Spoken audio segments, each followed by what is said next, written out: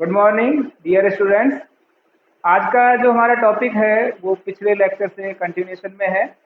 Last lecture में हमने Maxwell relation है उनकी स्टडी करी थी और दो जो मैक्सवेल रिलेशन है, पहला रिलेशन हमने आंतरिक ऊर्जा से प्राप्त किया था और सेकंड रिलेशन हमने हेल्महोल्ट्ज़ फ्री एनर्जी के इक्वेशन से प्राप्त किया था। आज शुरुआत करेंगे मैक्सवेल के तीसरे समीकरण की। अब तीसरा समीकरण, उसके लिए आपको एंथैल्पी, अब एंथैल्पी क्या है, निकाय की टोटल ऊर्जा है, उसका फॉर्मूला काम में लेना होगा। एंथैल्पी मैक्सवेल का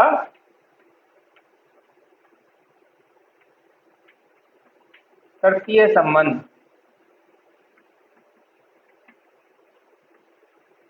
इसके लिए रिक्वायरमेंट किसकी है आपको, एंथैल्पी की। एंथैल्पी को हम डिनोट करेंगे कैपिटल एस से और it will B you plus PV.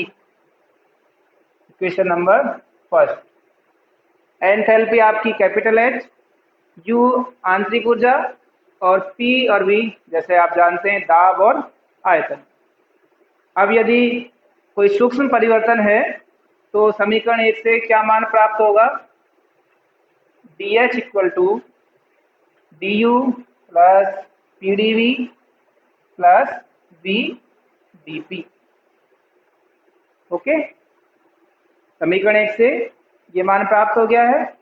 अब इसकी जगह, जैसा कि हम पिछले लेक्चर में पढ़ चुके हैं, ऊष्मागतिकी के प्रथम और द्वितीय नियम से क्या मान प्राप्त होता है, D Q equal to D U plus P D V और डी क्यू की value T D S equal to D U plus P D V. Equation number second, D Q equal to क्या है, D U plus P D V और D Q का मान T D S equal to S क्या है, यहाँ पर आपकी एंट्रोपी का मान है। अब ये जो मान है उसको आप इस इक्वेशन में रखे हुए, तो आपको डी एच का क्या मान प्राप्त होगा, इसकी जगह D U plus P D V की जगह आप क्या रख दोगे, टी डी एस। तो D H equal to T D S plus V D P. Equation number third. तो आपने अब जो एंथैल्पी का सूक्ष्म परिवर्तन है वो इस इक्वेशन के रूप में प्राप्त कर लिया है। अब समीकरण 3 से हम क्या देख पा रहे हैं, समीकरण 3 से कि जो h है वो किस किस का फंक्शन हो गया है, s और p का। h को हम एंट्रोपी और दाब के फलन के रूप में लिख सकते हैं। अब जैसे कि पिछले इक्वेशंस में हमने किया है, h का पार्शियल डेरिवेटिव s के रेस्पेक्ट में और p के रेस्पेक्ट में प्राप्त करेंगे, ठीक है। इसलिए समीकरण 3 से ही पुनः एक बार s के सापेक्ष और एक बार p के सापेक्ष आंशिक अवकलन का मान प्राप्त करेंगे।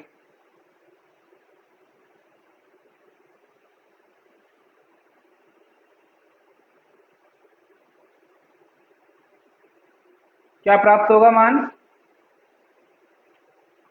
समीकरण 3 से D H upon D S it will be T eight constant P. D H और डी एस होगा, यदि पी आपका कांस्टेंट है तो क्या मान प्राप्त होगा, टी मान प्राप्त होगा। इसी प्रकार D H upon delta P equal to V होगा, जबकि आपका एस कांस्टेंट है। समीकरण 3 से आपने देखा ये तो एस के सापेक्ष आंशिक अवकलन है और ये क्या है आपका पी के सापेक्ष आंशिक अवकलन है। अब जैसे कि आंतरिक ऊर्जा फलन और हेल्महोल्ट्ज़ फ्री एनर्जी वो क्या थे, यथातथ अवकल थे। उसी प्रकार जो आपका एंथैल्पी थर्मोडायनामिक पोटेंशियल है वो भी क्या होगा, परफेक्ट डिफरेंशिएशन होगा या यथातथ अवकल होगा। तो उसी प्रॉपर्टी को यहाँ भी काम में लेंगे और इन दोनों इक्वेशन से, इक्वेशन नंबर 5 और इक्वेशन नंबर 6, इन दोनों इक्वेशन से जो मैक्सवेल का तृतीय समीकरण है वो प्राप्त करेंगे। कैसे? समीकरण 5 से तो क्या प्राप्त होगा आपको, एस के सापेक्ष ऑलरेडी डिफरेंशिएशन है, तो now we will differentiate with respect to P, del upon delta P del H upon del S at constant P और it will be constant S, और टी का भी क्या हो जाएगा, delta T upon delta P at constant S. Okay, P के respect में दोनों का डिफरेंशिएशन हो गया है और जबकि आपका एस कांस्टेंट है। इसी प्रकार समीकरण 6 से क्या प्राप्त होगा, समीकरण 6 से अब यहाँ पी के सापेक्ष ऑलरेडी है, तो we will differentiate with respect to S,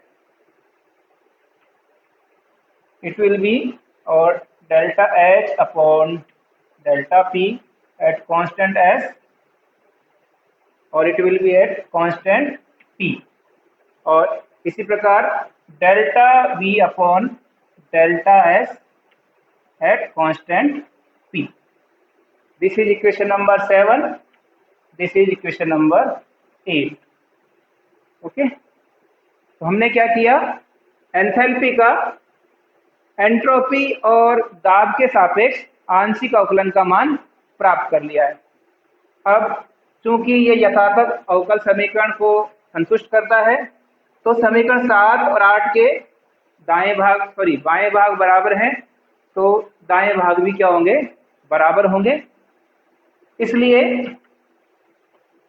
समीकरण 7 व 8 से क्या प्राप्त होगा आपको, delta T upon delta P S constant S equal to delta V upon delta S at constant P.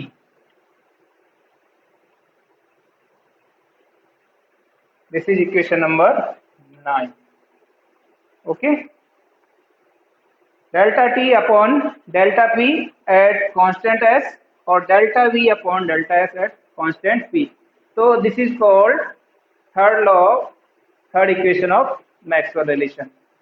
यहाँ पर भी हम क्या देख रहे हैं कि जो आपने टी वी पी और एस जो आपके उष्मागतिकीय चर थे उनके बीच में संबंध प्राप्त किया है।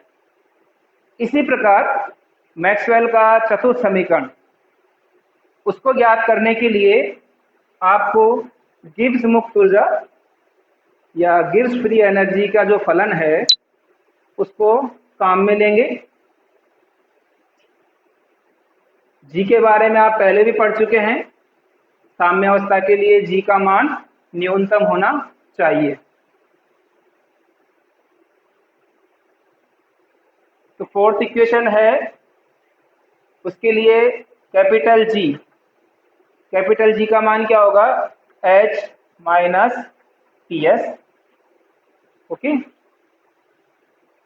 कैपिटल जी का मान क्या है, H माइनस टी एस, और चूंकि H का मान आप अभी पढ़े हैं U plus P V minus T S.